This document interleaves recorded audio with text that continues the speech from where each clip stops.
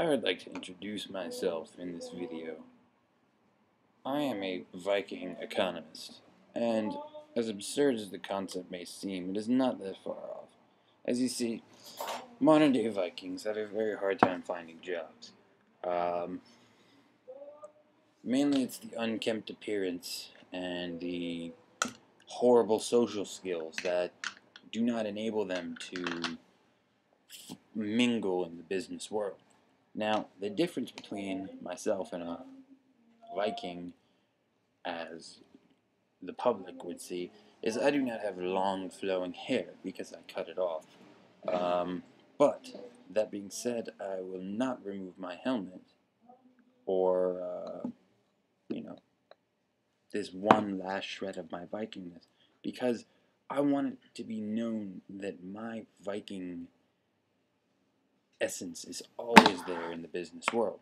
You see, nobody pushes around a Viking in a board meeting. Nobody.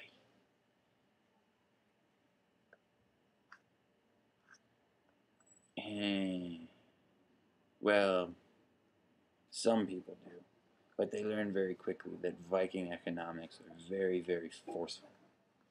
You see, I've been recently pushing a new economic system on my blog called Plunderism. And Plunderism is an extremely lovely system because in Plunderism, you take what you want from somebody else. And if they want it back from you, they take it back. Now, normally this system would seem absolutely stupid, but in this case, plunderism works because if one person is bigger than the other person, or by bigger I mean one person has more weapons or is more crafty, then they will succeed every time, whereas the other person will fail. It is like Darwinism on an economic scale. But anyway, I digress. I chose to become an economist because of my savviness when it comes to achieving wealth.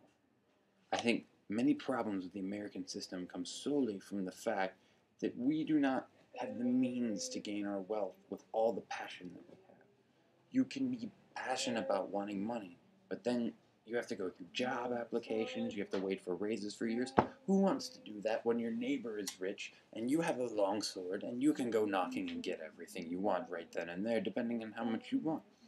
You see, Viking economics would work because those who did not have the will to have the money would be poor, and those who had the will to have money would be rich.